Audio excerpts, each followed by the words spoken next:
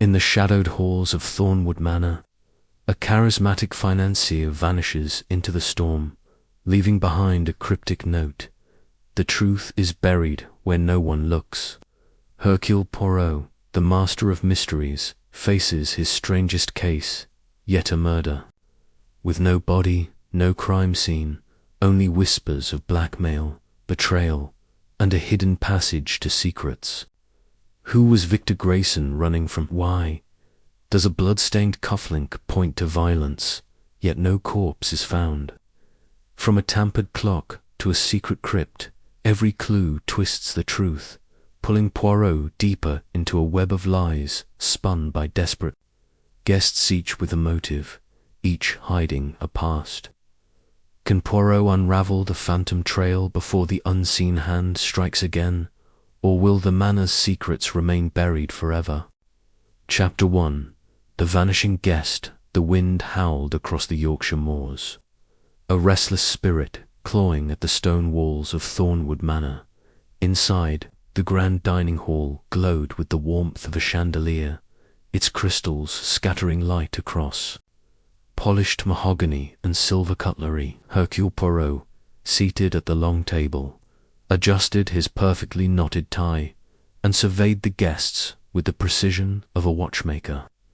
His small, fastidious frame belied the sharpness of his gaze, which darted from face to face, cataloguing every twitch, every sidelong glance.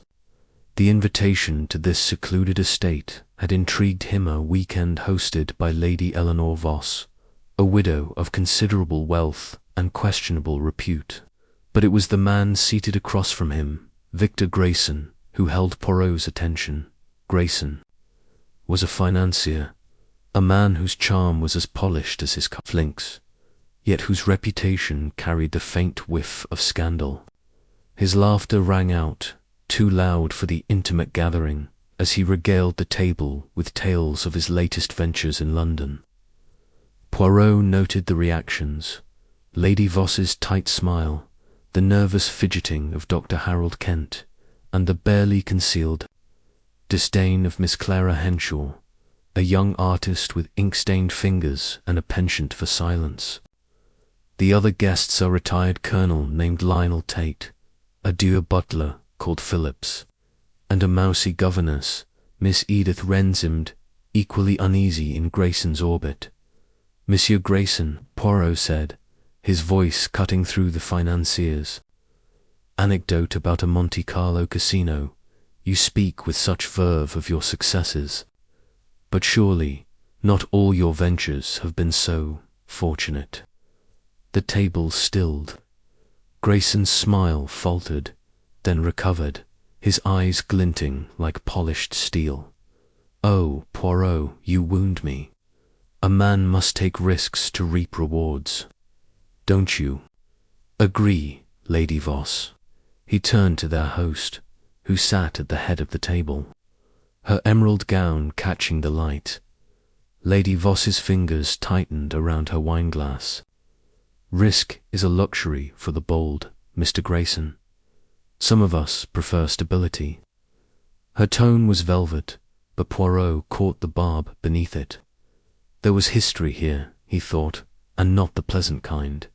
The meal progressed, course after course, of pheasant and truffle-laden soup, but the air grew heavier with each passing minute.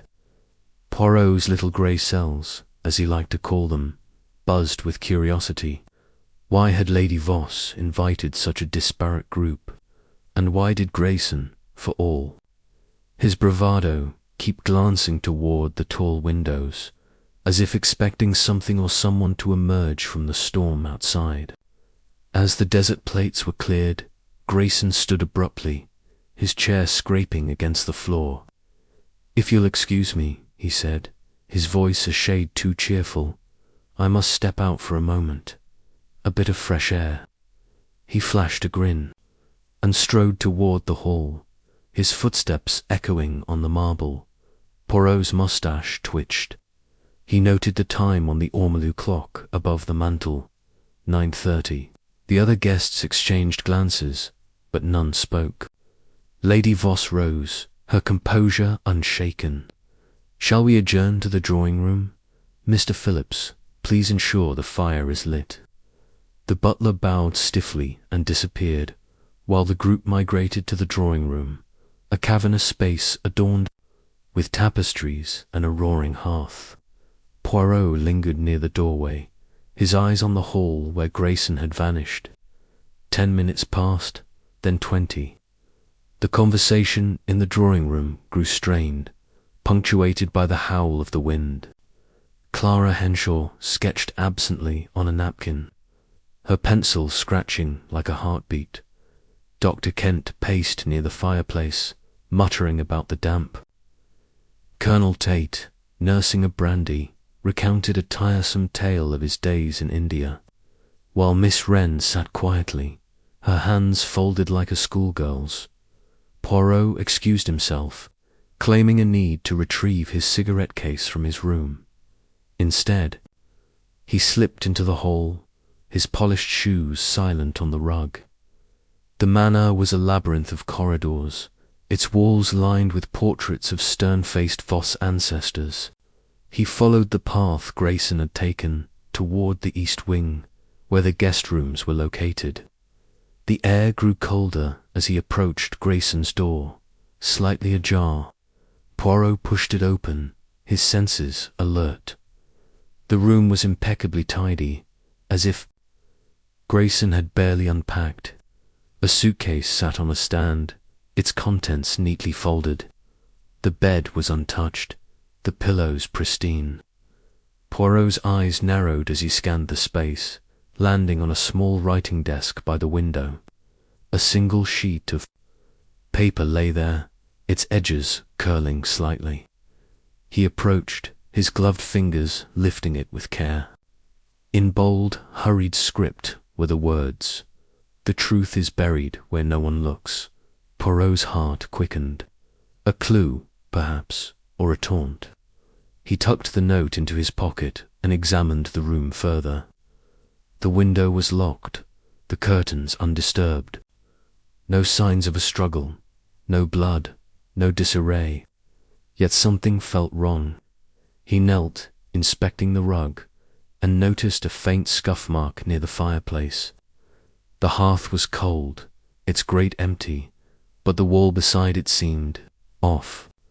The panelling was slightly misaligned, a hair's breadth out of place. With a gentle push, the panel clicked and swung inward, revealing a narrow passage cloaked in shadow. Poirot's lips curved into a small, satisfied smile. "Mon Dieu," he murmured, "the game begins." He stepped into the passage, his pocket torch casting a thin beam. The air was musty, thick with the scent of old wood and damp stone.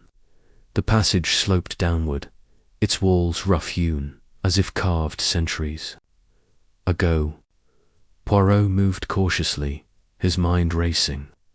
Had Grayson discovered this secret route? Was he hiding, or had he been taken? The note suggested intent, but the passage ended at a heavy oak door, bolted from the inside. Poirot frowned.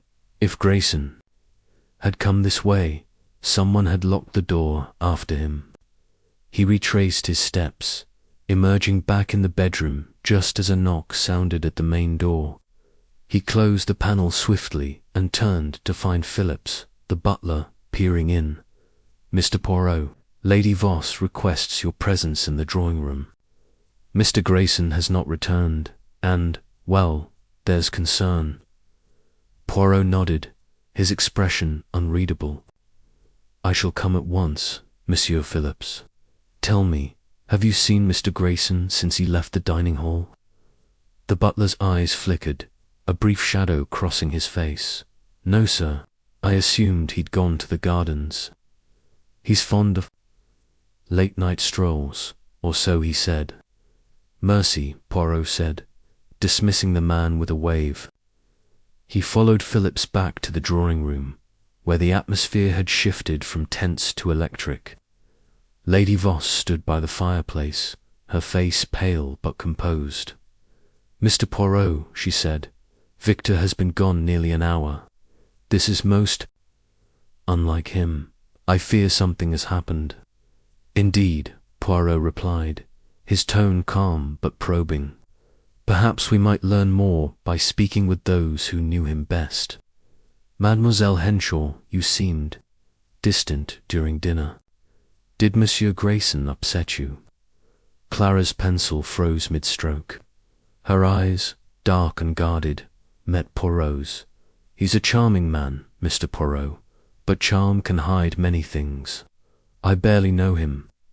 Her voice was steady, but her fingers trembled slightly. Dr. Kent snorted, adjusting his spectacles. If you're looking for enemies, Poirot, Grayson's got plenty. Man's made a fortune stepping on toes. I wouldn't be surprised if someone gave him a push into the moors, Harold. Lady Voss snapped, her composure slipping. That's a dreadful thing to say. Yet not without merit, Colonel Tate interjected, swirling his brandy. Grayson's the sort who'd sell his own mother for a profit. Begging your pardon, Lady Voss.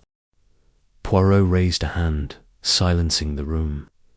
Let us not leap to conclusions. I propose we search the manor. Monsieur Grayson may simply be lost in this grand house. Nan, I shall begin with his room. Who will join me? The group hesitated. Then Clara stood, her jaw set. I will. If Victor's in trouble, I want to know why. Dr. Kent and Colonel Tate volunteered as well, while Lady Voss insisted on staying with Miss Wren, who looked faint at the thought of wandering the dark corridors. Poirot led the trio back to Grayson's room, his mind replaying the note's cryptic words.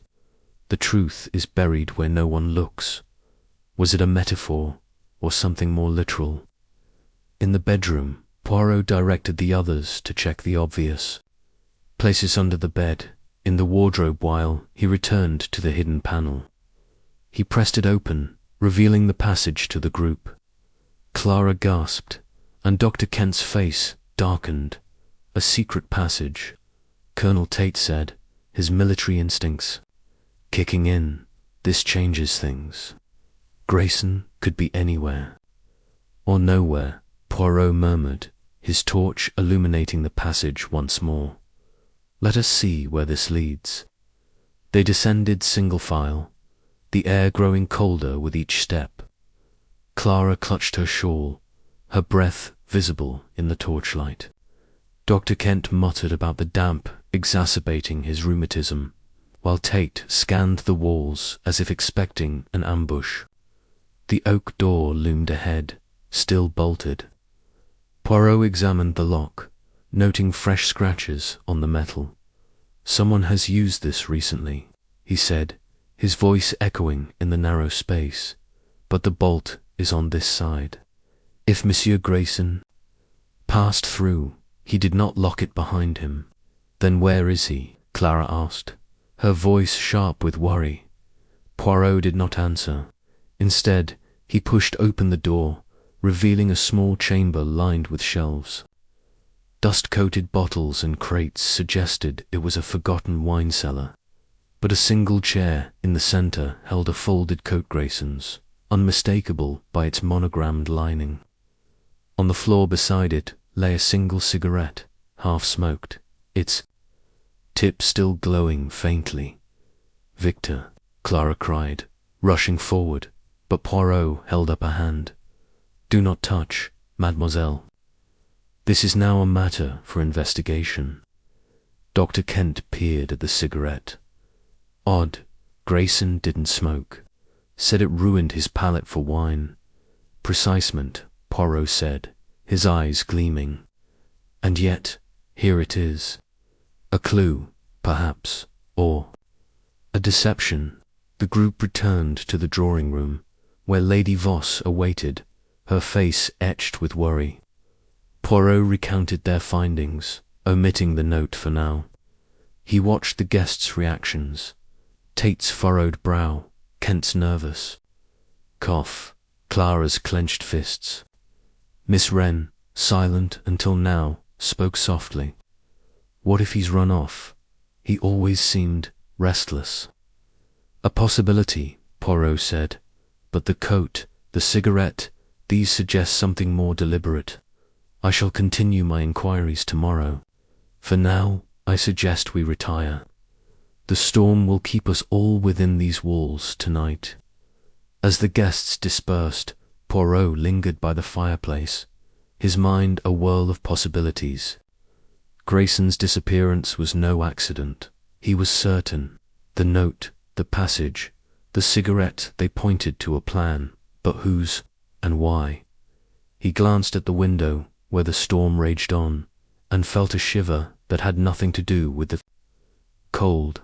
The truth, he knew, was buried where no one looked, and Hercule Poirot intended to find it. Chapter 2. Shadows of Secrets. The storm had not relented by morning, its fury rattling the windows of Thornwood Manor as Hercule Poirot sipped his tisane in the breakfast room. The table was sparsely occupied. Only Colonel Lionel Tate and Miss Edith Wren joined him, the former engrossed in a newspaper, the latter picking at a slice of toast with the enthusiasm of a condemned prisoner. Poirot's mind, however, was elsewhere, replaying the events of the previous night, Victor Grayson's abrupt departure, the cryptic note, the hidden passage, and that peculiar half-smoked cigarette in the wine cellar. Each detail was a thread in a tapestry he had yet to unravel. Colonel Tate, Poirot said, setting down his cup with a delicate clink. You served in India, Nan.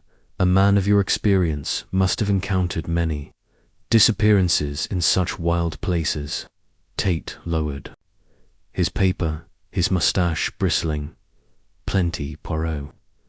Men vanished in the jungle, sometimes by choice, sometimes not. Grayson strikes me as the sort who'd bolt to save his own skin. Debts, you know. Heard he owed half of London.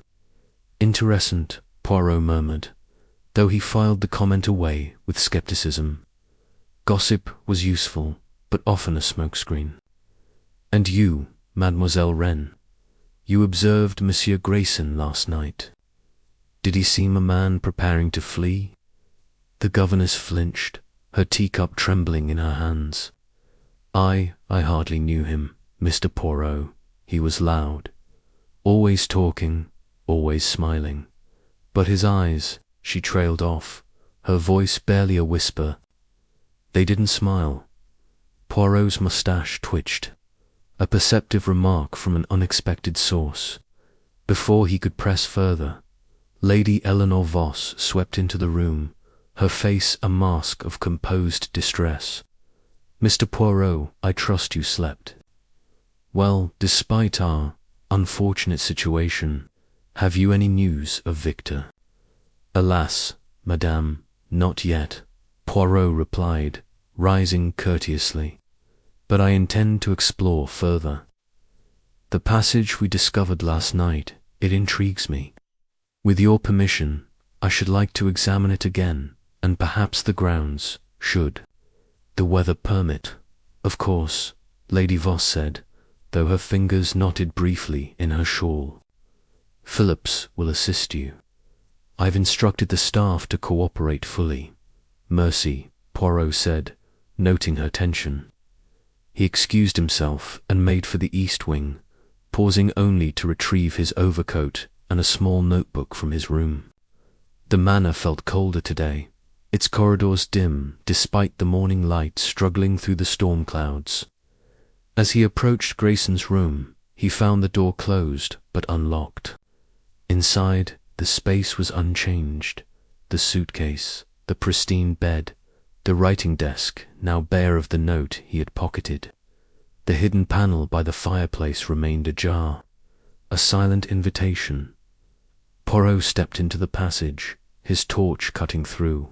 The gloom, the air was stale, heavy with the scent of earth. He descended carefully, his gloved hand brushing the rough stone walls. The wine cellar at the passage's end was as they had left it. The chair, Grayson's monogrammed coat, the cigarette stub now cold. Poirot knelt, examining the floor. The dust was disturbed in patterns that suggested movement, multiple sets of footprints. He realized, not just one. Someone else had been here, perhaps more than once. He turned his attention to the shelves, running his torch over the crates and bottles. Most were coated in grime, untouched for decades, but one crate, tucked in a corner, bore fresher marks. Poirot pried it open, revealing not wine but a bundle of papers tied with twine. He untied them carefully, his pulse quickening. The documents were a mix of letters, photographs, and ledger pages, all yellowed but legible. The letters were addressed to Sir Reginald Voss, Lady Voss's late husband, and signed by AVG, Victor Grayson, surely. They spoke of investments, promises of wealth, and veiled threats. One photograph showed a younger Grayson with Sir Reginald, both smiling, standing before a ship docked at a port. Another, more damning, depicted Grayson alone, holding a briefcase. His expression furtive. Mon Dieu, Poirot whispered. A scandal. Perhaps, or blackmail. He tucked the bundle into his coat and continued his search, climbing a narrow staircase at the cellar's far end. It led to an attic, a vast shadowy space cluttered with trunks and draped furniture.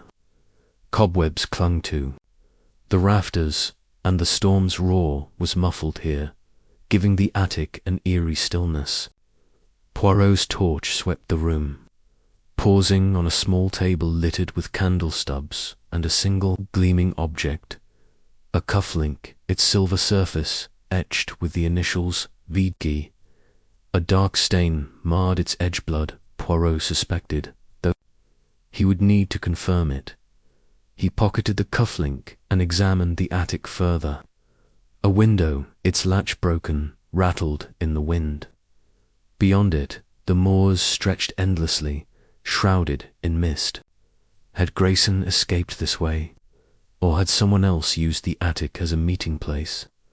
The blood-stained cufflink suggested violence, yet the absence of a body gnawed at Poirot's logic. He descended back to the main house, his mind a whirl of questions. In the drawing room, he found Clara Henshaw sketching by the fire, her pencil moving with feverish intensity. She glanced up as he entered, her eyes wary. "Mr. Poirot, any sign of Victor?" "Not yet, mademoiselle," he said, taking a seat opposite her. "But I am curious. You are an artist, oui. You see details others miss. What did you notice?" "About Monsieur Grayson last night." Clara's pencil paused.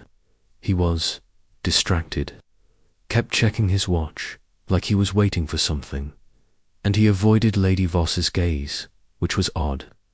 He's usually so attentive to her. "Attentive," Poirot echoed, leaning forward. "You suggest a closeness between them."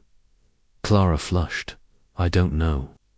It's just Victor has a way of making people feel special, then dropping them when it suits him. I've seen it before." Her voice held a bitter edge, and Poirot noted it. A personal grievance, perhaps. Before he could probe further, Phillips appeared, his face impassive. "Mr. Poirot, the groundskeeper, Mr. Harrow, wishes to speak with you. He's in the kitchen." Poirot followed the butler through the manor's service corridors, where the air smelled of bread and coal. Harrow, a wiry man with weathered hands, stood by the kitchen hearth, twisting his cap nervously. "Begging your pardon, sir," he said, "but I heard you're looking into Mr. Grayson's goings on. I saw something last night, afore he vanished."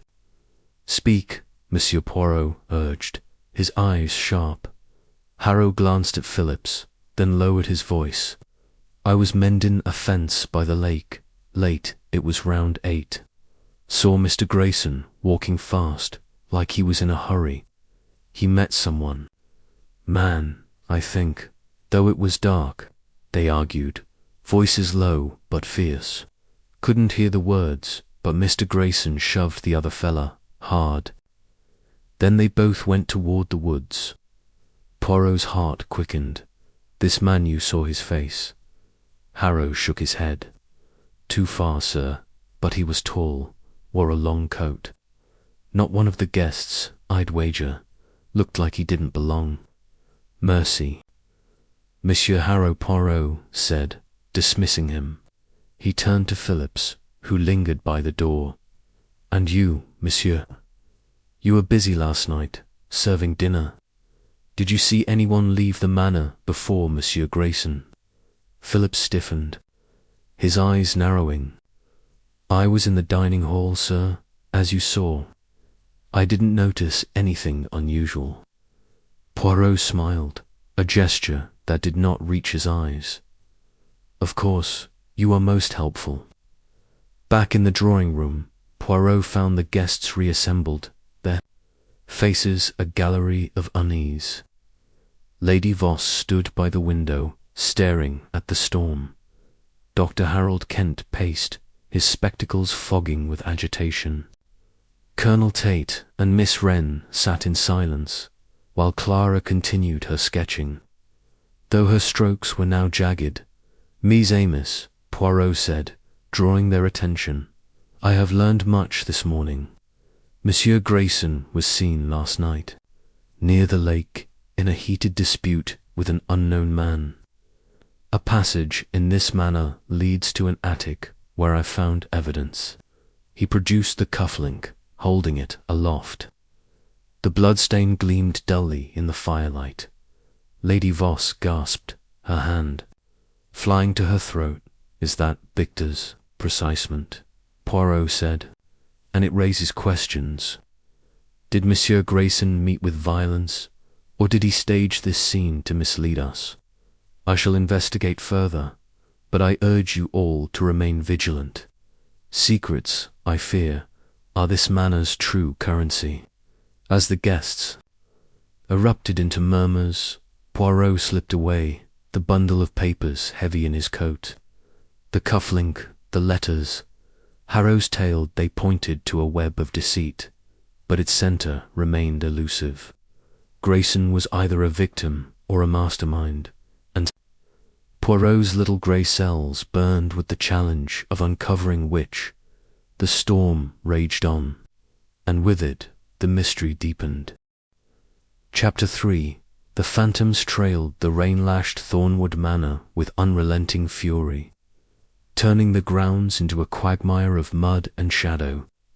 Hercule Poirot stood at the edge of the grand hall, his overcoat buttoned tightly, his eyes fixed on the storm-swept lawn. The discovery of the blood-stained cufflink and the bundle of papers in the attic had sharpened his focus. But the absence of Victor Grayson's body or any clear sign of his fate gnawed at his sense of order. The financier's disappearance was a puzzle with too many pieces, each more tantalizing than the last. Today, Poirot resolved he would follow the trail to the lake, where the groundskeeper, Harrow, had seen Grayson arguing with a mysterious stranger. He gathered a small party for the search. Colonel Lionel Tate, whose military bearing suggested he could handle rough terrain. Clara Henshaw, whose keen artist's eye might spot details others missed. And Dr. Harold Kent, whose medical knowledge could prove useful if they found anything. Lady Voss had declined to join, citing a headache, while Miss Wren remained. In the library, her nerves too frail for the outing.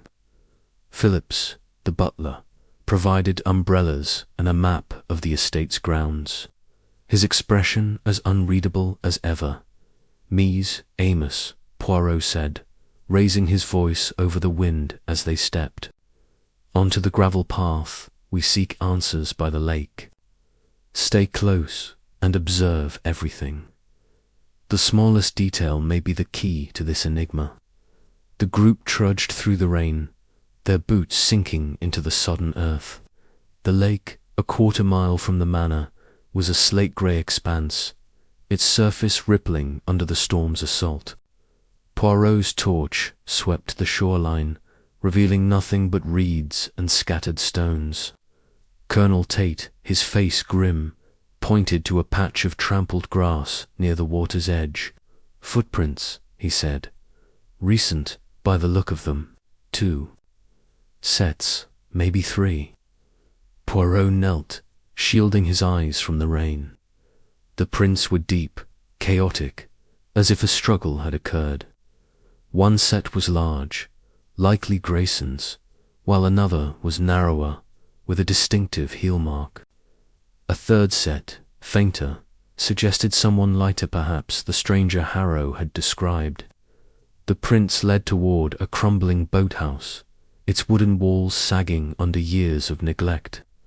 Poirot motioned for the group to follow, his heart quickening.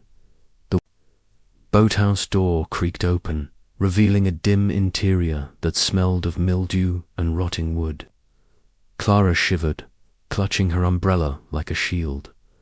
Dr. Kent adjusted his spectacles, peering into the gloom. "This place hasn't been used in years," he muttered. "What would Grayson want here?"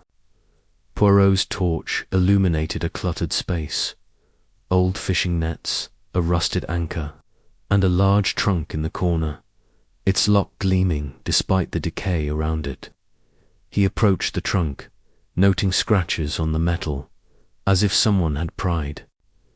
It opened recently. With a gloved hand, he lifted the lid.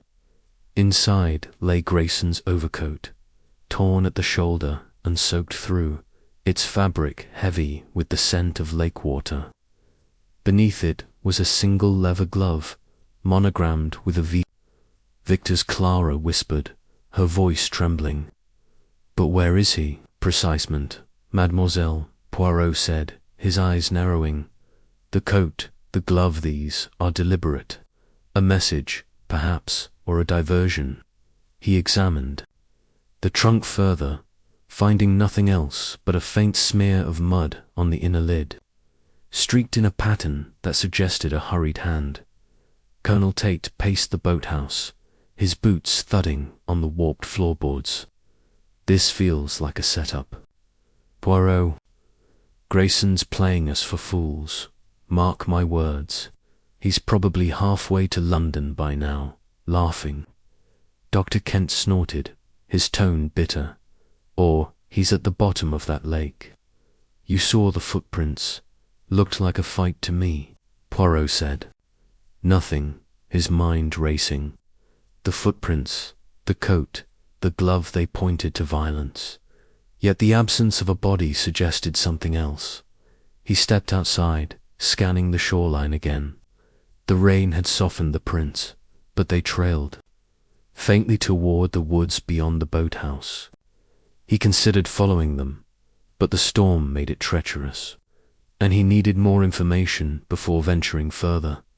Back at the manor, Poirot gathered the group in the morning room, where a fire crackled, offering little comfort against the chill of their findings.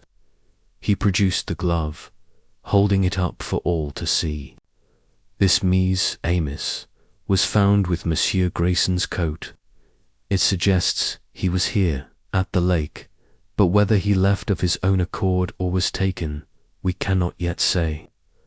Lady Voss, who had joined them, paled at the sight of the glove. "That's his, isn't it? Oh, Victor."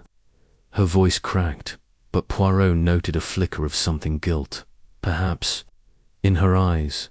"Madame," he said gently, "you knew Monsieur Grayson well.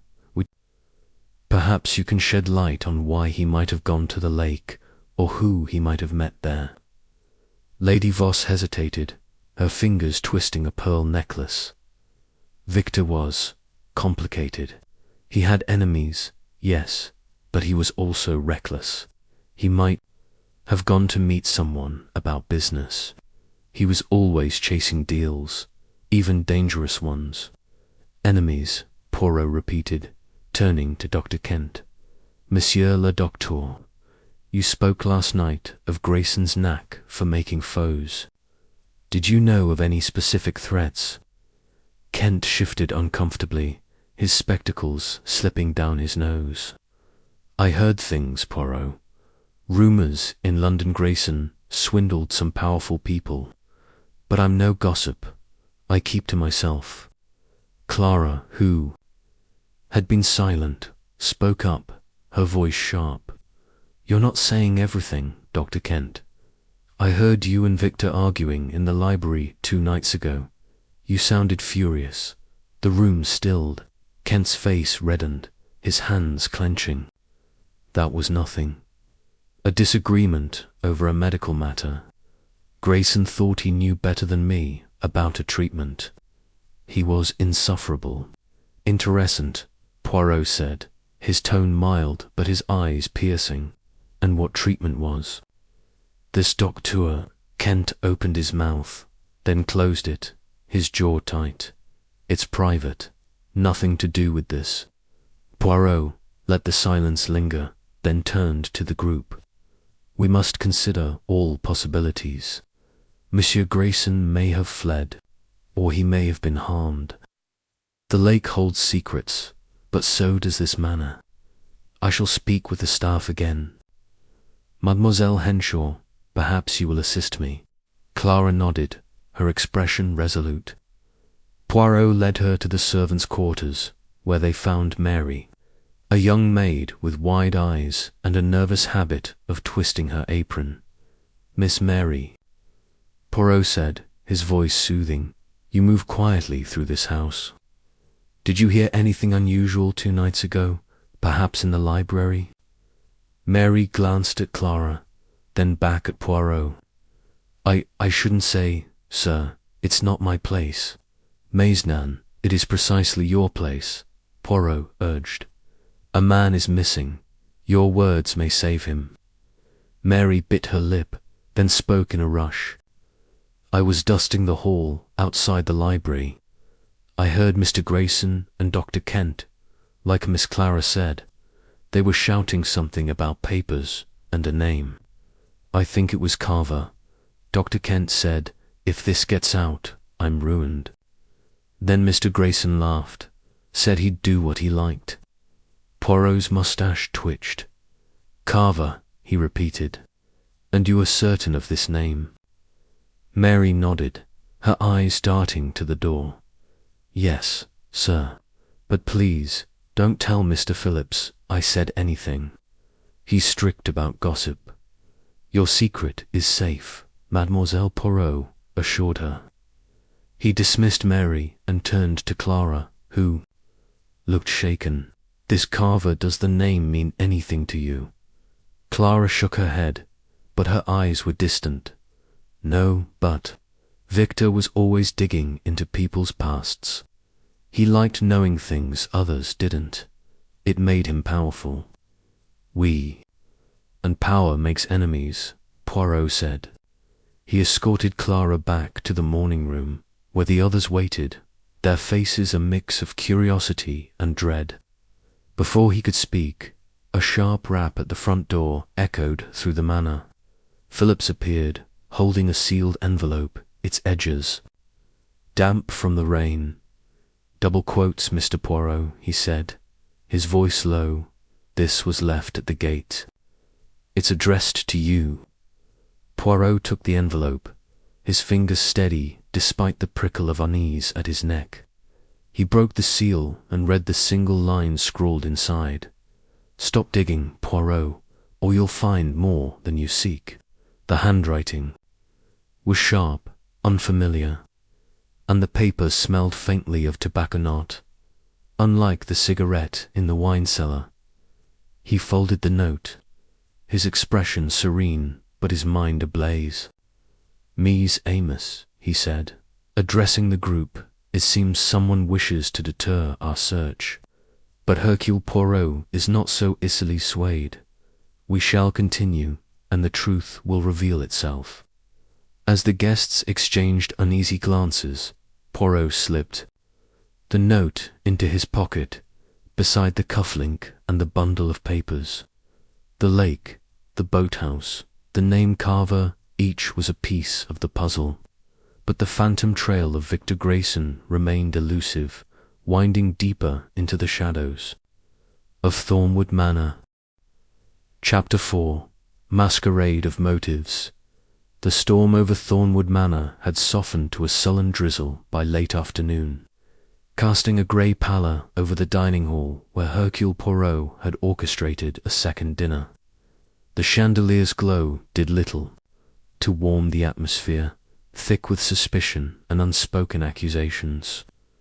Poirot, seated at the table's centre, observed the guests with the precision of a chess master, each face a piece in a game whose rules remained maddeningly obscure. Victor Grayson's absence loomed larger than ever, amplified by the anonymous note Poirot had received. Its warning: "Stop digging, Poirot, or you'll find more than you seek echoing in his mind." Tonight he intended to probe deeper, to unmask the motives hidden behind polite smiles and nervous glances. Lady Eleanor Voss presided at the table's head, her composure a brittle veneer. To her right sat Colonel Lionel Tate, his military posture rigid, his eyes scanning the room as if expecting an ambush. Dr. Harold Kent, opposite, toyed with his fork, his spectacles reflecting the candlelight. Clara Henshaw, her sketchbook absent, for once sat with her hands clasped tightly, while Miss Edith Wren, the governess, seemed to shrink into her chair, her gaze fixed on her untouched soup. Phillips, the butler, moved silently, serving with mechanical precision, but Poirot noted the faint tremor in his hands as he poured wine. "Mes amis," Poirot began, his voice cutting through the clink of cutlery. "We dine together, yet a shadow hangs over us. Monsieur Grayson remains missing, and the clues: his coat, the cuff-link, the note suggest a mystery most deliberate. Tonight I propose we speak plainly. Each of you knew him, Perhaps you can share what brought you to Thornwood Manor." The silence that followed was electric. Lady Voss cleared her throat, her fingers tracing the rim of her glass. "I invited Victor because he was an old friend of my late husband, Sir Reginald. He had a knack for business, and I thought his presence might enliven our gathering." Her voice was smooth, but Poirot caught the slight hesitation, a crack in her polished facade. "Enliven," Colonel Tate snorted, setting down his spoon. "The man was a shark, Lady Voss, and you know it. He fleeced half the officers' club in London with his investment schemes. I came here to confront him, plain and simple. Owed me a fortune, and I wasn't leaving without it." Poirot's eyes gleamed. "A debt, Colonel. Most interesting. And you, Dr. Kent? What was your connection to Monsieur Grayson?" Kent's jaw tightened, his spectacles slipping slightly. "Professional, nothing more. He consulted me once, years ago, about a minor ailment. I was invited here as a courtesy, I assume. I have no stake in his games." His words were clipped, but Poirot recalled the maid's tale of Kent's argument with Grayson over a name carveran, filed the discrepancy away. Clara spoke next, unprompted, her voice low but steady. "Victor and I met at an art exhibition in London. He bought one of my paintings, said he admired my work. We corresponded for a time, but—" she paused, her eyes darkening. "He wasn't what he seemed. I came here to tell him to leave. Me alone." "Mon Dieu," Poirot murmured, leaning forward. "You wished to end your acquaintance, mademoiselle," was he, persistent. Clara's cheeks flushed, but she held his gaze. "He sent letters, gifts. At first it was flattering, but then it felt controlling. He knew things about me, Privet, things I don't know how." Poirot nodded, his mind racing. Grayson as a manipulator, collecting secrets like currency. Fit the pattern emerging from the papers found in the attic. He turned to Miss Wren, who flinched under his scrutiny. And you, mademoiselle, you are quiet, but your eyes see much. What brought you to this table? The governess's hands twisted in her lap. I was invited by Lady Voss. I've been tutoring her niece, who's away at school now. Mr. Grayson. He was kind to me, that's all. Asked about my work, my family. I didn't know him well. Her voice trembled, and Poirot sensed truth mingled with fear. The meal progressed, course after course, but the conversation grew jagged, each guest deflecting Poirot's probes with half-truths. He steered the talk to lighter topics: art, travel, the storm, while observing their reactions. Clara's fingers twitched as if longing for her pencil. Kent's gaze darted to Lady Voss too often. Tate's brandy glass emptied faster than his plate. Phillips, serving dessert, lingered near the sideboard, his ear tilted toward the table. Poirot noted it all, his little grey cells weaving connections, as the final course was cleared. Poirot clapped his hands, drawing attention. This meal, but now, let us play a game of observation. Each of you, tell me one detail you noticed about Monsieur Grayson last night, before he vanished. A small thing, perhaps, but significant. Lady Voss spoke first, her voice measured. He wore a new tie, silk, with a subtle pattern of anchors. He said it was a gift from a friend in Paris. Tate grunted. His shoes were scuffed oddly. Man like Grayson, always polished, but the toes were muddy, like he'd been out in the rain before dinner. Kent adjusted his spectacles. He kept rubbing his left wrist as if it pained him. I offered to examine it, but he brushed me off. Clara's. The voice was soft but clear. He avoided the wine, said it didn't suit him, but he drank heavily at the exhibition where we met. It struck me as strange. Miss Wren hesitated, then whispered. He dropped his napkin twice during dinner. His hands were shaking, just a little. Poirot's smile was enigmatic. Excellent. These details, they paint a picture. A man distracted, perhaps anxious, preparing for something. He rose, adjusting his tie. I shall retire to consider these clues. I suggest you all remain cautious. The truth, it hides, but not for long. As the guests dispersed, Poirot lingered, his eyes on the sideboard, where Phillips had stood. He approached, running a gloved finger along the edge, and found a small ledger tucked beneath a silver tray. Its pages were filled with number sums, dates, initials. One entry caught his eye: VG, £5,000, minus 15, 7/25. A payment, or a debt. And why was Phillips hiding it? He pocketed the ledger and stepped into the hall, intending to return to Grayson's room, when a sudden crack plunged the manor into darkness. The power had failed, the storm's doing, no doubt. Shouts echoed from the drawing room, followed by a crash of glass.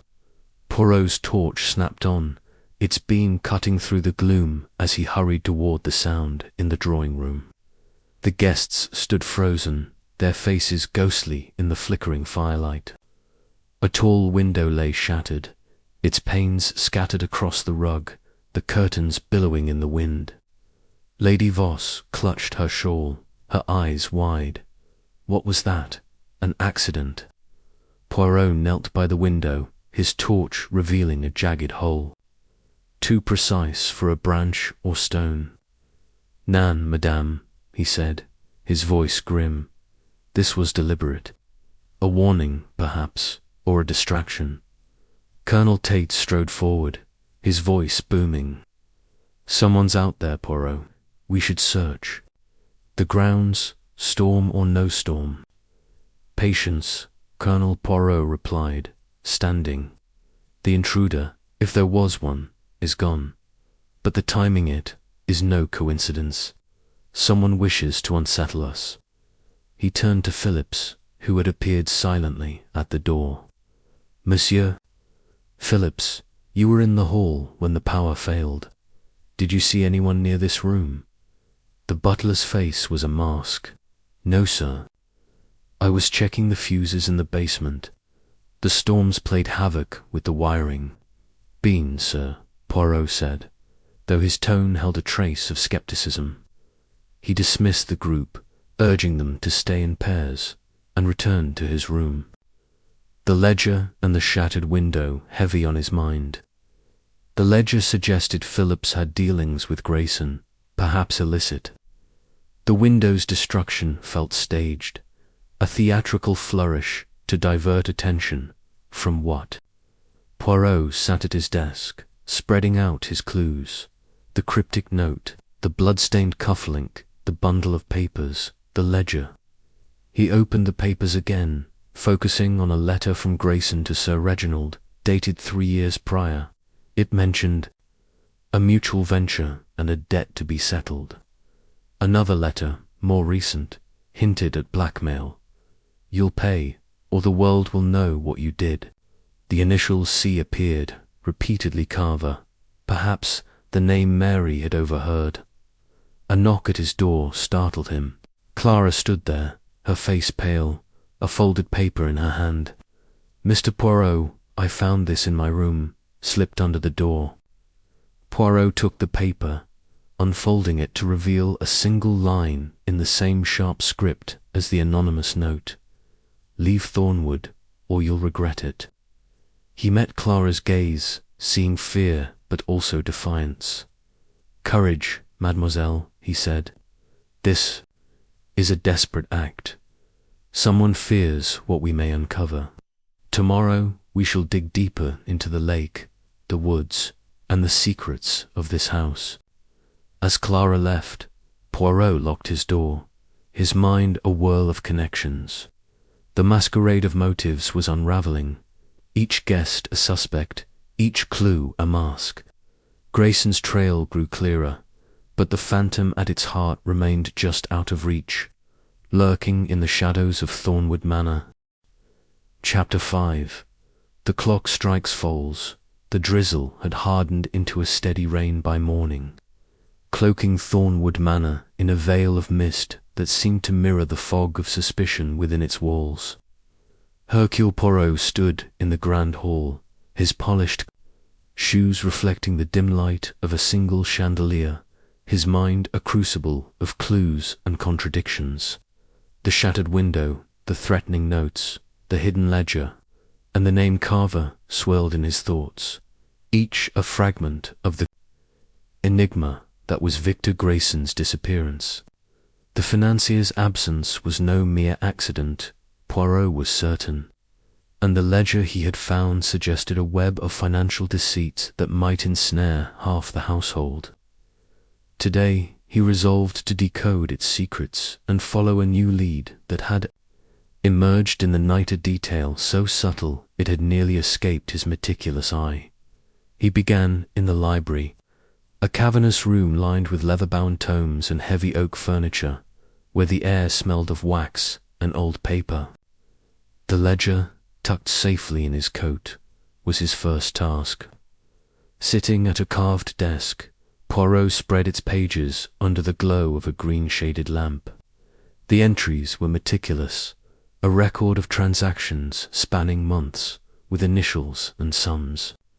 Scrawled in a precise hand, VG £5,000, minus 15/7, 25, stood out. But other entries caught his eye. EV £2,000, 10/6, 25, HK £300, the 25th of July, 20 Eleanor, Voss, and Harold Kent, perhaps. And a recurring initial C appeared with smaller sums, often marked repayment. Carver, again, or another player in this shadowy game. Poirot's fingers traced a column labeled Debts Outstanding, where Grayson's initials dominated. The sums were staggering, suggesting he had been siphoning funds from multiple sources. A note in the margin, in a different hand, read, "VG to settle by the 8th of January 25, or consequences." The date was yesterday, the night Grayson vanished. Moustache twitched. A deadline unmet, a motive for flight or foul play. He closed the ledger and rose, intending to confront Phillips about his role in these transactions, when his eye caught the grandfather clock in the library's corner. Its ornate face, framed in mahogany, showed 10 o'clock, but something was amiss. The pendulum swung too slowly, and the minute hand lagged, as if reluctant to advance. Poirot approached, his curiosity piqued. He opened the clock's glass door, inspecting the mechanism. A faint scratch mark marred the inner panel, and the weight was misaligned, deliberately set to slow the time. "Mon Dieu," he murmured. "The clock strikes false. Someone had tampered with it, altering the timeline of Grayson's disappearance. If the clock in the dining hall, where Grayson had left at 9:30, was similarly manipulated, the sequence of events could be skewed, alibis rendered unreliable. A clever ruse, but to what end? Poirot made his way to the dining hall, where the ormolu clock above the mantel ticked steadily, or so it seemed. He examined it closely, finding similar signs of interference. A loosened screw, a weight shifted, just enough to shave minutes from the hour. He calculated the discrepancy, perhaps 10-15 minutes lost. Grayson's departure, announced at 9:30, might have been closer to 9:15, giving him more time to reach the lake, or someone else time to act. His investigation was interrupted by Clara Henshaw, who entered the hall, her face drawn. "Mr. Poirot, I couldn't sleep after that note last night. I keep thinking about Victor, what he might have been running from." "Courage, mademoiselle," Poirot said, his tone gentle but probing. "You mentioned his persistence, his knowledge of your private affairs. Did he ever speak of a man named Carver?" Clara's eyes widened, then narrowed.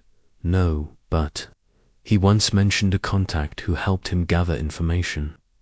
Said this person could find anything about anyone. I thought he was boasting, but now," she shivered. "Do you think this Carver is involved?" "Perhaps," Poirot said, filing her words away. "Mademoiselle, you are observant. Have you noticed anything unusual about the clocks in this house?" Clara frowned, glancing at the mantel. "The clocks? I don't. Wait. Last night, in the drawing room, the clock chimed 11, but my watch said 10:45. I thought I'd misread it." "Precisement," Poirot said, his eyes gleaming. "A small detail, but vital. Someone has altered time itself to obscure the truth. I must speak with Monsieur Phillips." He found the butler in the pantry, polishing silver with a focus that bordered on obsession. "Monsieur Phillips," Poirot said, stepping into the cramped space, "you are a man of order, oui. Yet I find disorder in this house, clocks tampered with, ledgers hidden. Tell me, what do you know of Monsieur Grayson's financial dealings?" Hand froze mid-polish, his eyes meeting Poirot's with a flicker of alarm. "I don't know what you mean, sir. I serve the household, not Mr. Grayson's business." "Mais nen," Poirot said, producing the ledger. "This was found in the drawing room, where you lingered last night. Your initials appear nowhere, yet I suspect you know its contents. Speak, monsieur, or I shall assume you hide more than silver." Phillips's face hardened, but he set down the cloth. "I kept records for Lady Voss, "Sir, nothing more. Mr. Grayson, he pressured me to adjust figures, move money quietly, said it was for investments, but I knew better. I did it to protect the manor's finances. Lady Voss doesn't know." Poirot's gaze was unrelenting. "And this C in the ledger, who is he?" Phillips hesitated, then muttered, "Carver. A man Grayson dealt with. Shady sort, always in London. I only saw him once, delivering papers to Mr. Grayson. Tall, thin, with a scar on his cheek." "Mercy," Poirot said, dismissing him. The description matched Harrow's account of the stranger by the Laker thread connecting the grounds to London. But another clue beckoned, one he had overlooked until now: the boathouse trunk, where Grayson's coat and glove were found. Had he missed something there? He enlisted Colonel Tate for a return to the boathouse. The rain lighter, but the ground still treacherous. Tate grumbled but followed, his military stride undeterred by the mud. At the boathouse, Poirot re-examined the trunk, his torch sweeping its interior. A faint glint caught his Odger's scrap of paper wedged in a crack. He pried it free, a train ticket to London. Dated July 31st, 2025, the night Grayson vanished, with a seat reserved for 9:50 p.m., soccer blue, Poirot whispered. The ticket suggested Grayson had planned to flee, but the tampered clocks complicated the timeline. If the manor's clocks were slow, Grayson could have left the dining hall earlier, reached the boathouse, and made for the station. But why leave his coat and glove? A decoy or a sign of struggle? Tate peered at the ticket, his brow furrowed. London, eh? So he did, Scarpa. Typical of the man leave. A mess and run. Perhaps, Poirot said, pocketing the ticket. But the lake, the footprints, they tell another story. We must question Lady Voss. Her initials are in the ledger, and she knew Grayson's plans. They returned to the manor, where Lady Voss received them in her private study, a room adorned with portraits and heavy velvet curtains. Her face was pale, her eyes shadowed, but she met Poirot's gaze with defiance. "Mr. Poirot, you've turned my home into a courtroom. What now?" Madame Poirot said, his tone measured. "I have found a ledger detailing transactions with Monsieur Grayson, including sums linked to you, and this," he held up the train ticket, "suggests he planned to leave Thornwood. Did you know of his intentions?" Lady Voss's fingers tightened on her chair's armrest. "Victor was always planning something. He came to me weeks ago, demanding money. Said he had evidence of my husband's dealings, debts, shady partnerships. I paid him to keep quiet, to protect my family's name, but I didn't know he'd run." "Evidence," Poirot repeated. "The papers in the attic, perhaps, or something more damning." She flinched, her composure cracking. "I don't know about any papers. Victor was a leech, Mr. Poirot. I paid him, and that was the end of it." Poirot nodded, but her words rang hollow. The ledger, the ticket, the clock pointed to a plan disrupted, a timeline manipulated.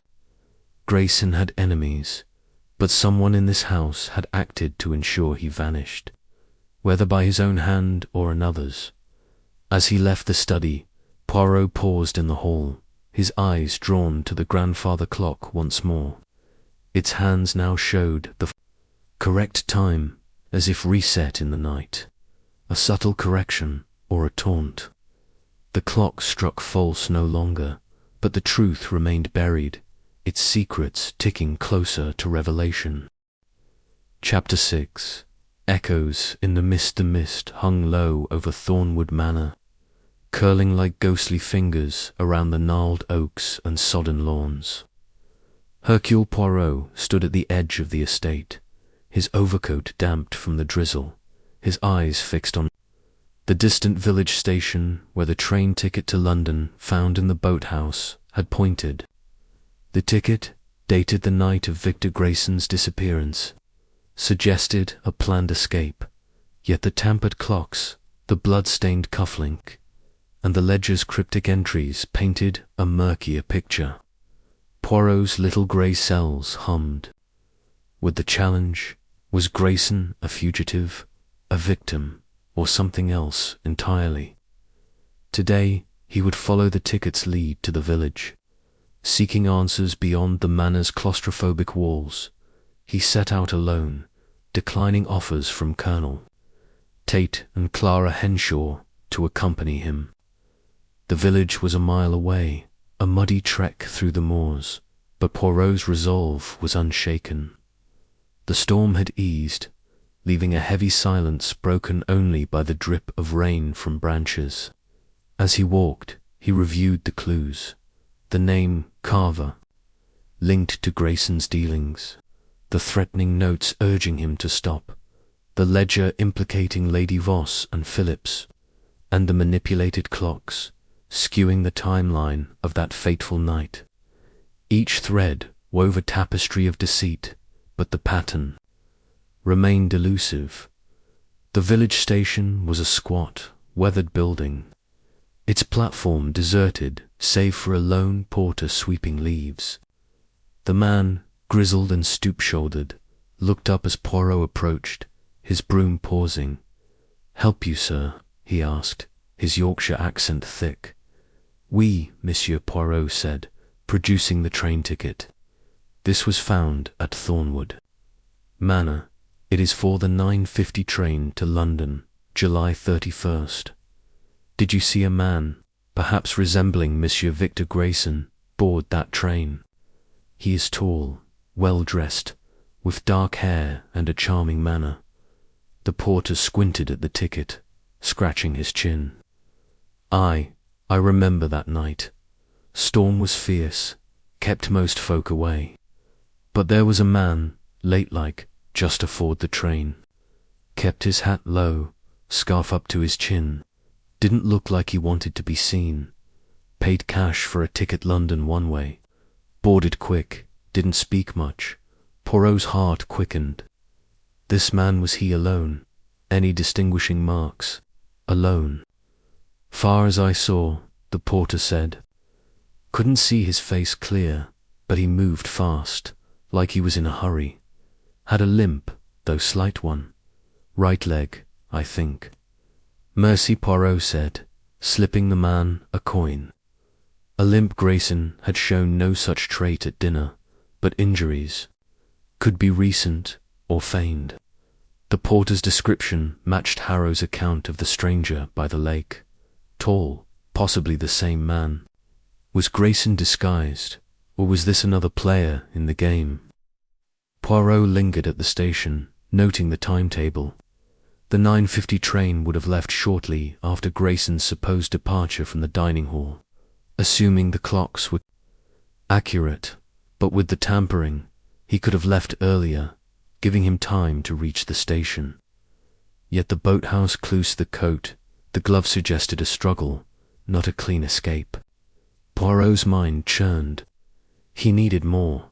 He ventured into the village, a cluster of stone cottages and a single pub, the Black Hare. Inside, the air was thick with tobacco and ale, the patrons casting curious glances at the impeccably dressed stranger. Poirot approached the barman, a burly man with a scar across his knuckles. "Bonjour, monsieur. I seek information about a man, Victor Grayson, who may have passed through on July 31st. He is connected to Thornwood Manor." The barman's eyes narrowed. Grayson heard the name. Flashy sort, came in here a week back, buying rounds like he owned the place. Talked big about investments, got a few locals riled. Said he had business in London, urgent-like, interessant.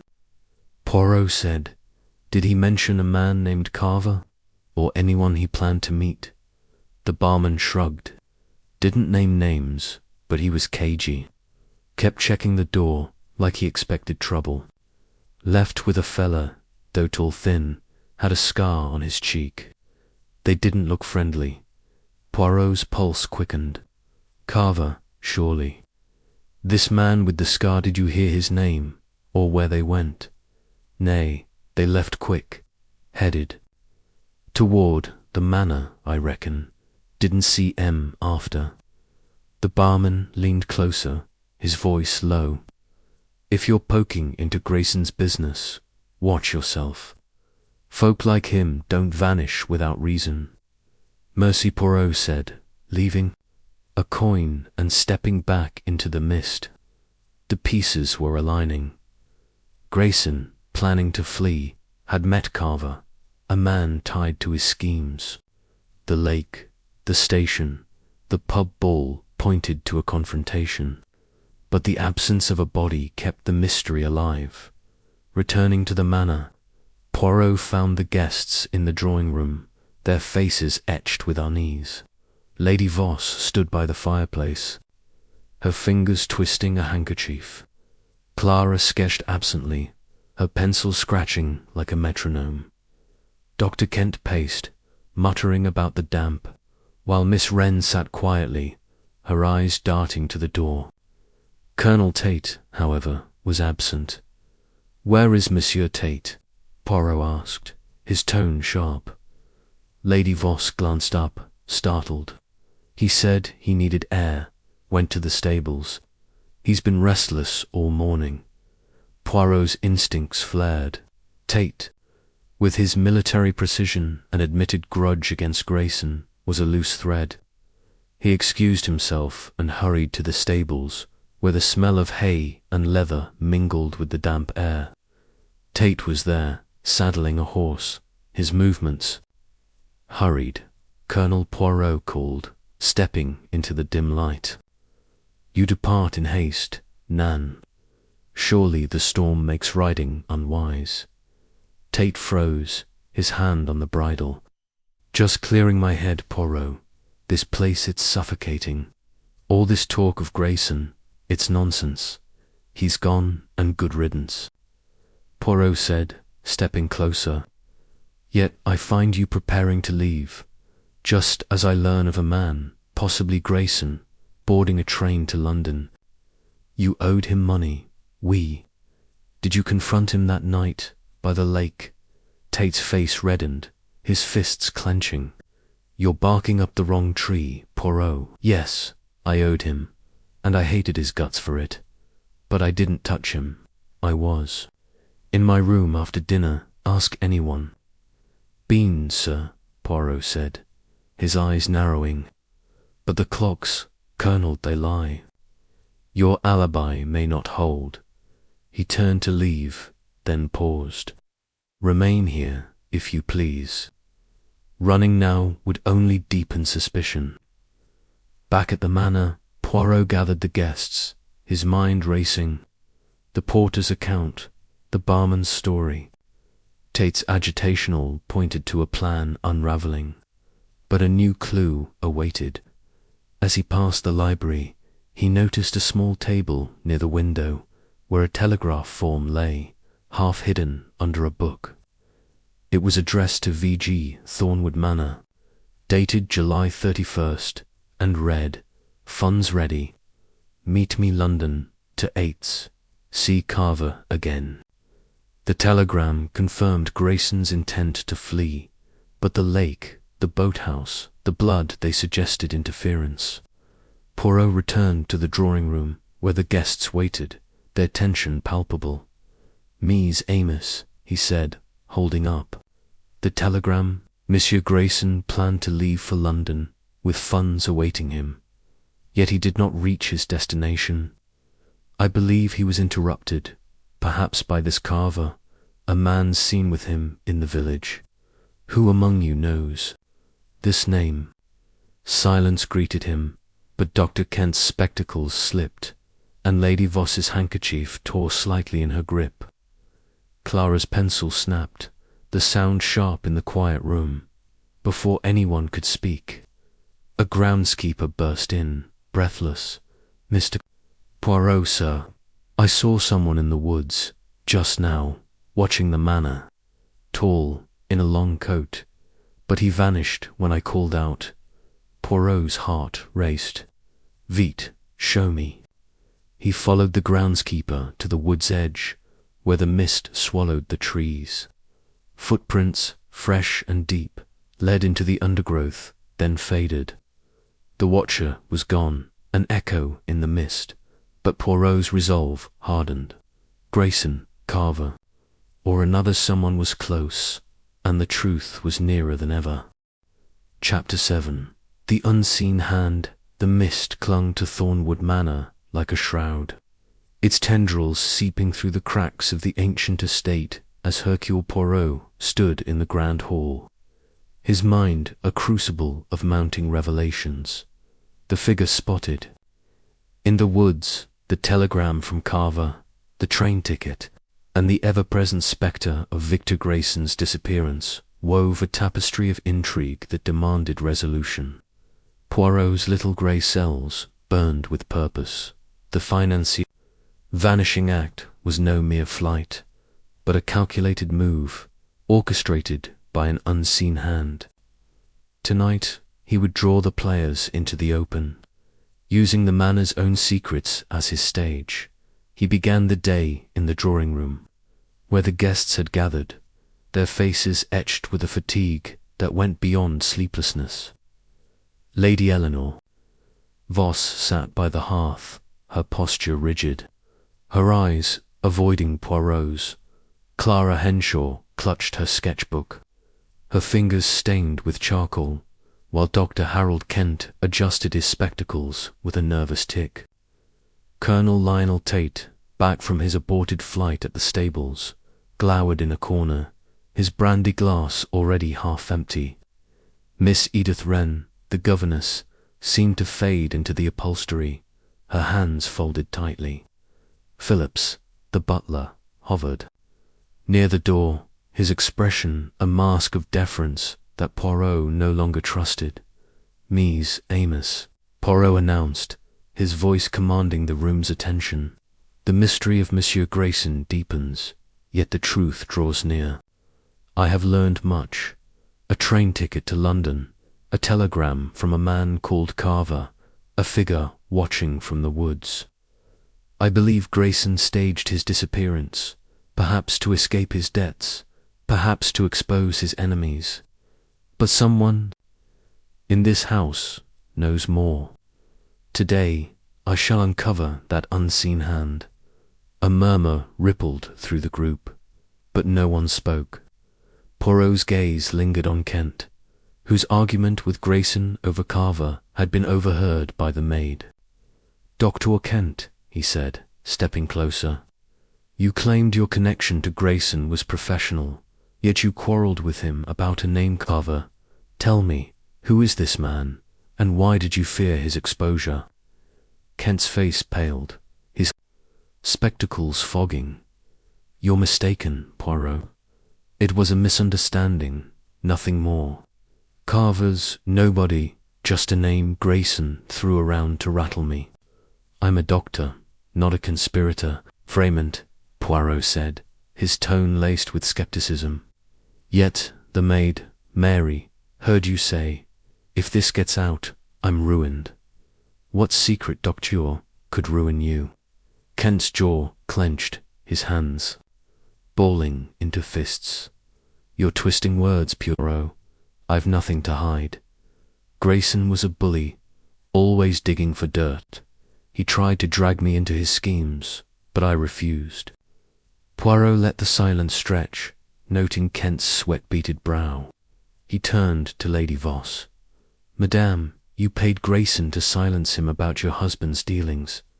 Did he mention Carver to you, or perhaps a plan to flee?" Lady Voss's fingers tightened on her handkerchief, her voice low. "Victor never spoke of Carver.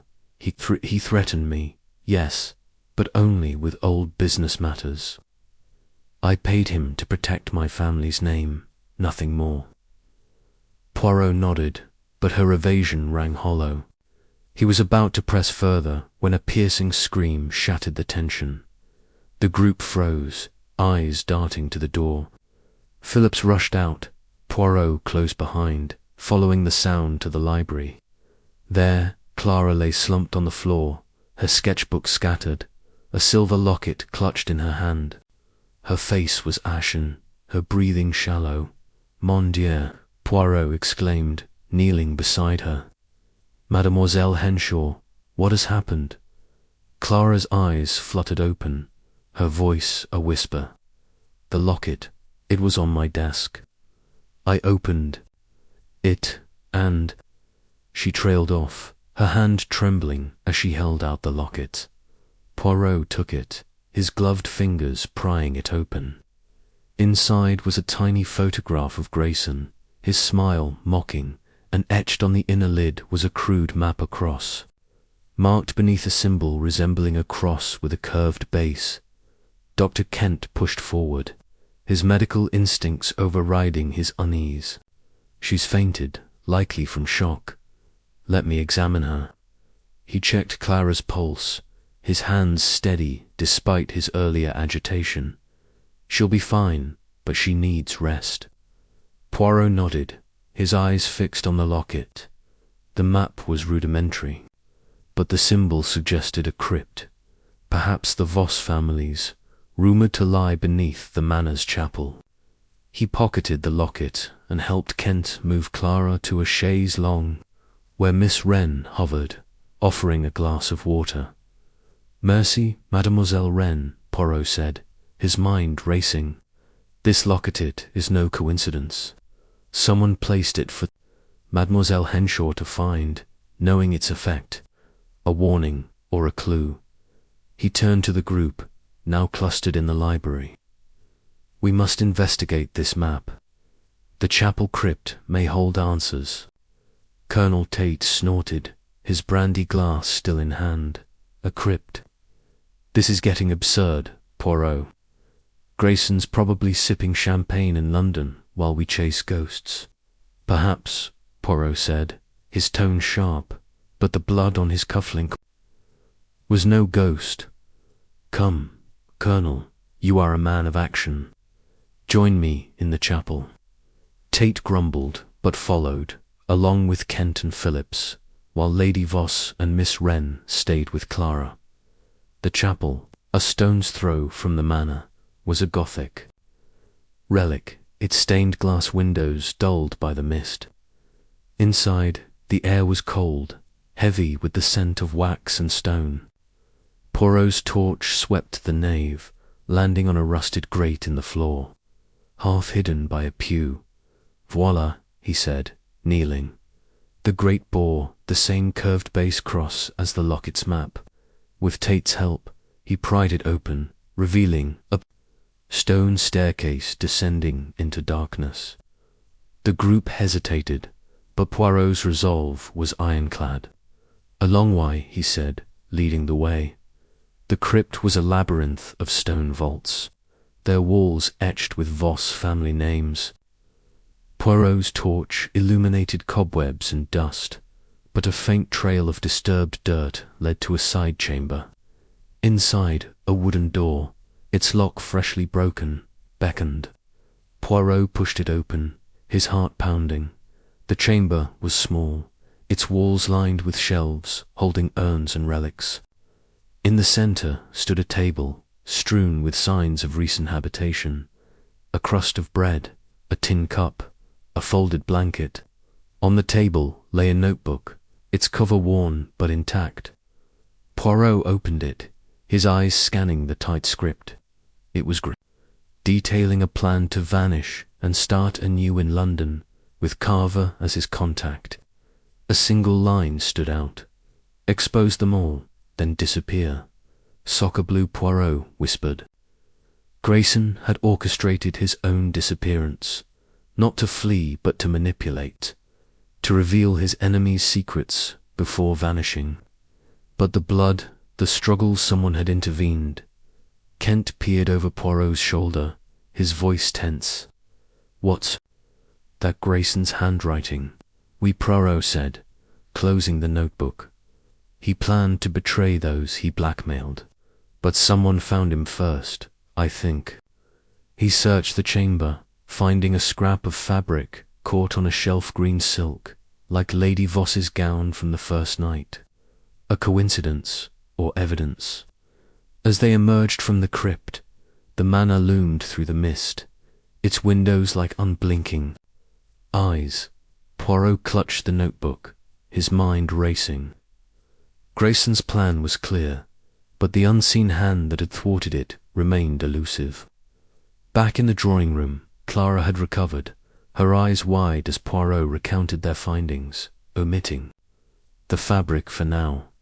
Mise, Amis, he said, addressing the group. Grayson lived in this crypt, planning his escape. But someone discovered him, perhaps Carver, perhaps one of you. I urge you speak now, before the truth buries us all. Silence answered, but Poirot's gaze lingered on Lady Voss, whose handkerchief was now a shredded ruin. The crypt had yielded answers, but the unseen hand was closer than ever, its grip tightening on Thornwood Manor. Chapter 8. The empty tomb. The evening sky over Thornwood Manor was a bruised purple, the mist thinning to reveal a moon that cast ghostly shadows across the estate. Hercule Poirot stood in the library, the notebook from the crypt open on the desk. Before him, its pages a testament to Victor Grayson's audacious plan, to vanish, to expose his enemies, and to start anew. The bread crust, the blanket, the scrawled words, expose them all, then disappear painted a picture of a man hiding in the manor's bowels, orchestrating his own myth. Yet the blood-stained cufflink, the torn coat, and the green silk fragment suggested a plan derailed by violence or betrayal. Poirot's little grey cells churned, sensing the climax of this strange case drawing near. The tomb was empty, but its secrets whispered of a truth close at hand. He began the day by re-examining the notebook, its entries a mix of plans and paranoia. Grayson had listed names: Lady Voss, Dr. Kent, Colonel Tate, even Phillips, with sums and secrets tied to each. E.V. Sir Reginald's fraud, £10,000 paid to silence. H.K. false credentials, Carver knows. L.T. gambling debts, £7,000 owed. P. embezzling, £2,000 skimmed. The list was a blackmailer's ledger, each entry a motive for murder or for ensuring Grayson's silence. A final note, dated July 31st, read: Carver to meet at Lake, 8 p.m. funds secured. Leave by 9:50 train. The timeline aligned with the tampered clocks, but the struggle at the boathouse suggested Carver, or another, had other plans. Poirot's first task was to confront Lady Eleanor Voss about the green silk fragment, a delicate clue that pointed to her presence in the crypt. He found her in the morning room, arranging flowers with a precision that belied her trembling hands. "Madame," he said, closing the door for privacy, "I have found something in the crypt, a piece of silk, green, like your gown from the first night. Can you explain its presence there?" Lady Voss's vase slipped, shattering on the floor. Her face drained of colour, but she straightened, her voice steady. "Mr. Poirot, you accuse me. I've never been to the crypt. My gown, perhaps a maid took a scrap, or it's a coincidence." "Coincidence?" Poirot echoed, his eyes piercing. "Yet your initials are in Grayson's notebook, beside a note of fraud and payment. You paid him to hide your husband's sins. Did you follow him to the crypt to ensure his silence?" Her composure cracked, tears welling. "I paid Victor, yes, to protect my family. He threatened to ruin us, said he had documents proving Reginald's dealings were criminal. But I swear I didn't go to the crypt. I didn't harm him." Her voice broke, and Poirot noted her desperation genuine or a performance. "Mercy, madame," he said, leaving her to her shattered vase. Her denial was plausible, but the silk demanded answers. He next sought Dr. Kent, whose false credentials Grayson had known. Kent was in the billiard room, racking balls with a distracted air. "Dr. Poirot said, leaning on his cane, Grayson's notebook names you as a fraud, with Carver as his source. You argued with him, feared ruin. Did you silence him in the crypt?" Kent's cue clattered to the floor, his spectacles fogging. "This is slander, Poirot." "Yes, I argued with Grayson. He taunted me about my past," said Carver. "Had dug up old records. But I'm no killer. I forged papers years ago to escape a scandal, that's all. Grayson wanted money to keep quiet, but I refused intercession," Poirot said. "And where were you after dinner when the clocks were false?" Kent hesitated, his eyes darting. "In my room, reading. I heard nothing, saw nothing." Poirot let the lie hang, noting Kent's sweat. He moved on to Colonel Tate, found polishing his boots in the conservatory.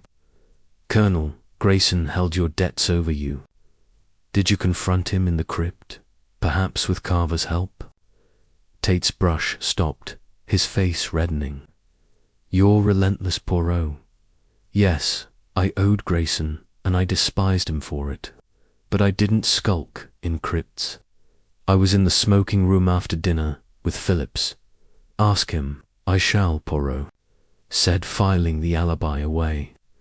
Phillips, implicated in embezzlement, was his next target, but first he returned to the crypt, alone, to ensure no clue remained overlooked. The chapel's grate creaked as he descended, his torch cutting through the damp gloom.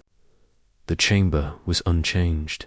The table, the blanket, the notebook's absence now a void. He searched the shelves, finding a hidden nook behind an urn. Inside was a single sheet torn from the notebook with a scrawled message, "You're too late." Poirot, his heart raced. A taunt left for him to find. Grayson, alive and mocking, or another playing his part. The handwriting matched the notebook, but the ink was fresh, suggesting recent placement.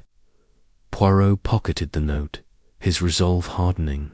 The empty tomb was a stage, and he would draw the curtain.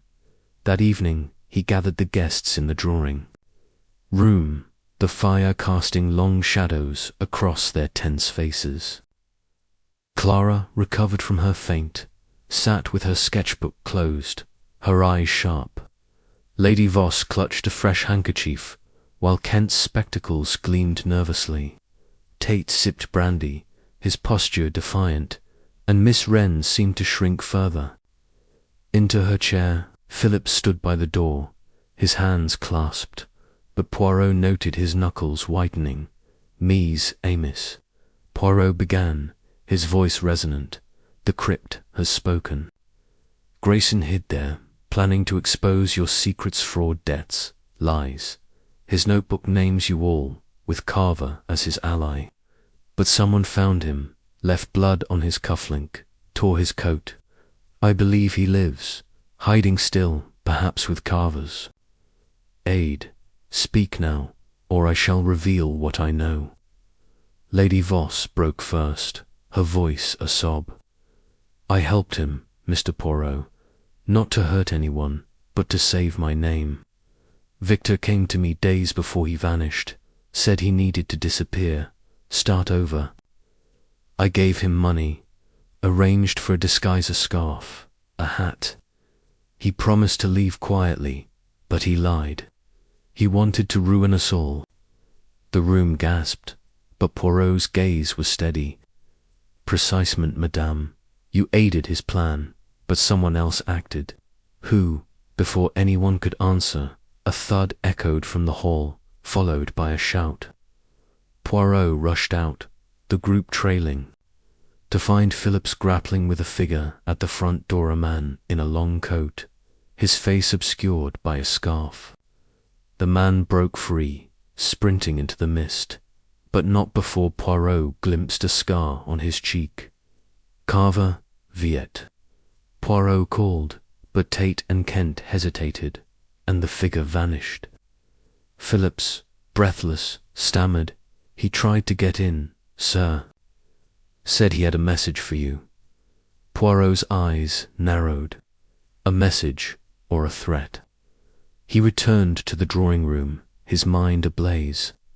Lady Voss's confession, Carver's appearance, the taunting note. They pointed to Grayson alive, manipulating events from the shadows. But where? As the guests dispersed, Poirot lingered, his gaze falling on a mirror reflecting the village lights beyond the manor. A memory stirred the porter's tale of a limping man at the station. He hurried to the village, alone, under cover of dusk. The streets were empty, but a flicker of movement caught his eye near the Black Hare pub. A man, tall and lean, stood in an alley, his scarf slipping to reveal Grayson's face, pale but unmistakable. Their eyes met, and Grayson bolted, vanishing, into the mist. "Mon Dieu," Poirot whispered, his heart pounding. The tomb was empty, but the phantom was real, and the chase was far from over. Chapter 9. The final gambit the night was a velvet curtain over Thornwood Manor, its silence broken only by the distant hoot of an owl and the faint creak of the house settling into its ancient bones. Hercule Poirot stood in the grand hall, his polished shoes reflecting the flicker of a single candelabrum, his mind a crucible where the embers of Victor Grayson's mystery burned bright. The fleeting glimpse of Grayson in the village alley alive, defiant and vanishing into the mist, had set Poirot's little grey cells ablaze. The financier had staged his disappearance, hiding in the crypt, manipulating his enemies with a blackmailer's precision, only to be thwarted by an unseen hand. Now Poirot would play his final gambit, a trap to lure Grayson from the shadows and unmask the truth behind the murder that never was. He began the day with a calculated announcement, gathering the guests in the drawing-room where the fire cast long, wavering shadows across their weary faces. Lady Eleanor Voss sat rigidly, her eyes hollow from her confession of aiding Grayson's escape. Clara Henshaw, her sketchbook abandoned, gripped the arm of her chair, her gaze sharp with anticipation. Dr. Harold Kent's spectacles gleamed nervously, his fingers twitching as if longing for a scalpel. Colonel Lionel Tate, his brandy glass empty for once, stood by the window, his military posture strained. Miss Edith Wren, ever the ghost, seemed to fade into the upholstery, while Phillips, the butler, lingered by the door, his deference a thinning. "Mask, Mies, Amos," Poirot declared, his voice resonant with authority. "The mystery of Monsieur Grayson is no longer a mystery. He lives, as I saw him last night in the village, disguised but unmistakable. His plan was to vanish, to expose your secret's fraud debts, lies, then flee to London with Carver's aid. But someone disrupted this plan, leaving blood, torn coats, and threats. Tonight, at midnight, I shall reveal his hiding place and the unseen hand that sought to silence him. I invite you all to witness the truth." A gasp rippled through the room. Lady Voss's handkerchief fell to the floor, her face ashen. Kent's spectacles slipped, his protest dying in his throat. Tate's jaw tightened, his eyes narrowing, while Clara's breath caught, her hands clenching. Phillips's knuckles whitened, but he said nothing. Poirot dismissed them with a wave, urging them to prepare. But his words were a baited hook, designed to provoke action. Alone, he set his trap. He planted false clues. A forged note in Grayson's hand slipped into the library, claiming he hid in the attic a whispered word to Phillips that Poirot had found Grayson's new disguise. A subtle hint to Clara that the crypt held more secrets. Each was a spark, meant to ignite Grayson's paranoia or flush out his accomplice. Poirot then retreated to his room, where he reviewed his evidence: the notebook, the blood-stained cufflink, the train ticket, the telegram, the green silk fragment. The pieces fit, but the final move required precision. As dusk fell, Poirot positioned himself in the library, hidden behind a heavy curtain, his torch dimmed. The manor was a hive of tension, footsteps echoing, doors creaking, voices hushed. At 10 o'clock, a shadow slipped into the room. Phillips, his face taut, searching the desk where Poirot had left the forged note. The butler pocketed it, his movements swift, and left, unaware of Poirot's watchful eyes. A second figure followed at 11. Clara, her sketchbook under her arm, scanning the shelves before retreating. Poirot's heart quickened. The trap was working, drawing the players to the board. Midnight approached, and Poirot gathered the guests in the dining hall, its chandelier casting a cold glow over the table. The ormolu clock, once tampered with, ticked steadily now, its hands nearing 12. Poirot stood at the head, his cane tapping the floor, his gaze sweeping the room. "Miss Amos," he began, "I promised the truth, and it comes now. Grayson is here, among us, hidden in plain sight. His plan failed because someone betrayed him, not Carver, but one of you." Before he could continue, a crackling roar erupted from the library, followed by shouts of alarm.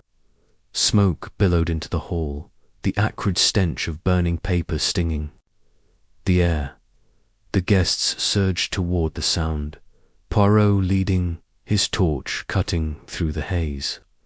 The library was ablaze, flames licking the shelves, the forged note reduced to ash on the floor. Phillips fought the fire with a blanket, his face smudged, while Tate and Kent hauled books from the shelves, their efforts frantic. "Vite!" Poirot shouted, directing the group to safety.